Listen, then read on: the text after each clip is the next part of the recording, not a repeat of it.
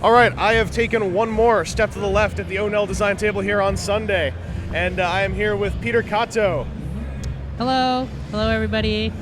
So I noticed your stuff here while I was walking around, and the aesthetic is absolutely adorable in like Thank you. the best way. You've got the mole tank, the Tacotarian. Now the mole tank. I mean, I like moles.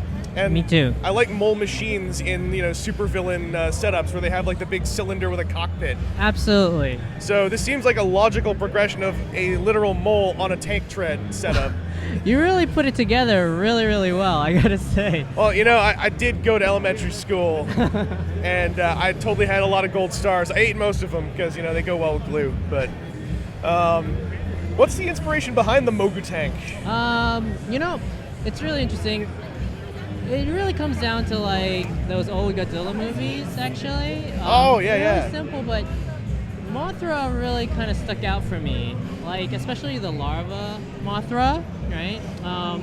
What's interesting is like, all of a sudden I see these two larvae and they're about to like fight Godzilla, and I'm thinking those two are gonna take on Godzilla. But by the end of the fight, Godzilla's in the ocean drowning. So I was thinking, oh my god, something that doesn't look that harmless.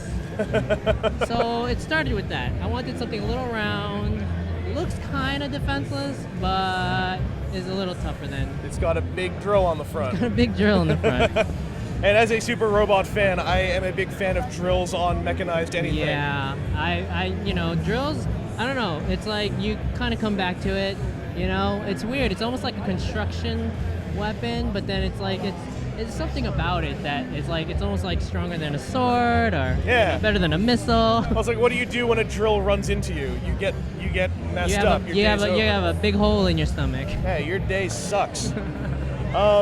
So what's the Mogu tank? Is it a resin piece or a plastic piece? It's all resin. I'm like a fellow resin caster. I'm so happy to be at the Onell booth. This is my, I would say, like third year.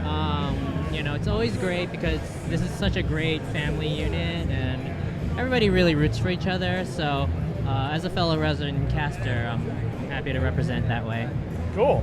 And so these are all cast. Are they also all painted by yourself? Or yes, everything is all hand done. It's like everything.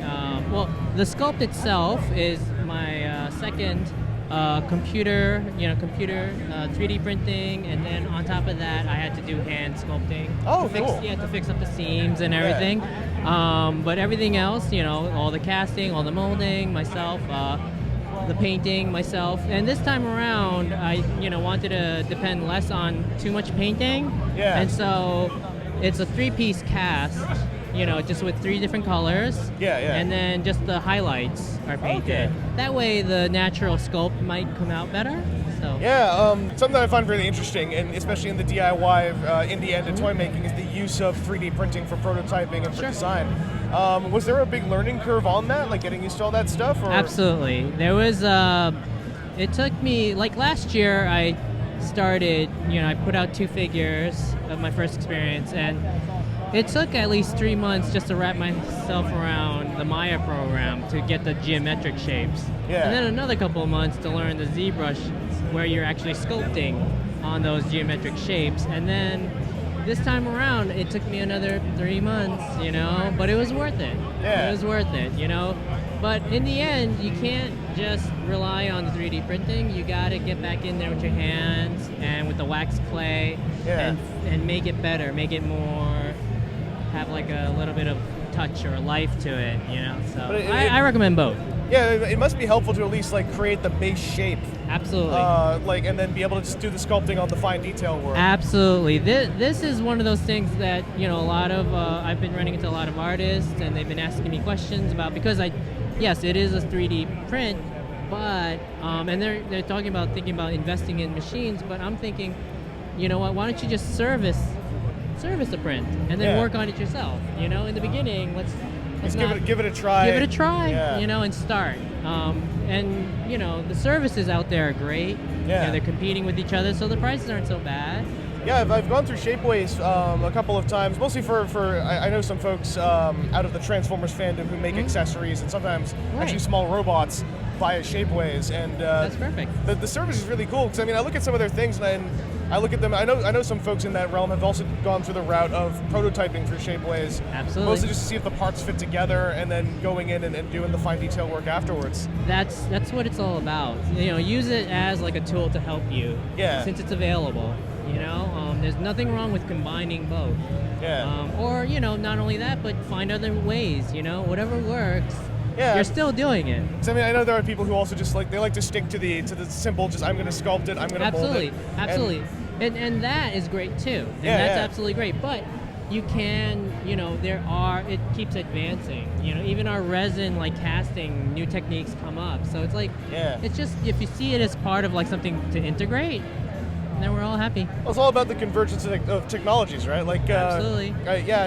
I love these different approaches because the thing that I think is really key about it is when you see them all next to each other on a table, where like this was prototyped through 3D printing, this was prototyped by hand, this was cast, this was steel injected. When they all look like they have the similar level of care and quality, it I think really opens up the world to a burgeoning artist who wants to step into this. Makes you feel like you're not limited to a certain material, a certain process to be taken seriously. Wow, I really couldn't have said it better. You just laid it out perfectly. It's to give a choice, really, to everybody. You're right, that's what it is. It's like showing, whatever you prefer, and it's okay. Oh, cool. I guess Well said. My last question for you as a resin cast DIY style person, hand painting, hand molding everything. Yes. If you had your druthers, like looking to step in the future, would you want to just stick with the DIY approach, the resin approach, or would you ever want to step into the realm of steel cut molds and mass production? I had been thinking about that this year. I like the fact that, I want to build something with my indie, just like the world that, I'm a part of right now. And I just came back after a long hiatus. Not hiatus meaning I wasn't taking a vacation. I was, building things. But I think it's important to really, utilize resin as something that you can really, really build, a fan base, really, And then if things really do, progress, then go to the next step. But it'll be a while before I take that next step. Yeah, I mean, this whole world of these different tiers, different styles, that's part of what I find so intriguing about it as a toy fan and a fan of the engineering and development side of toys. Yeah. So I think step by step is always the best approach.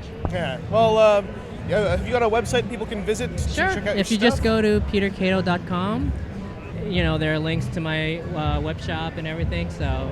Cool, yeah, check out his stuff. Thank you. The B-roll you've totally seen that I shot after this interview. Hopefully Thank you. communicated how things looked.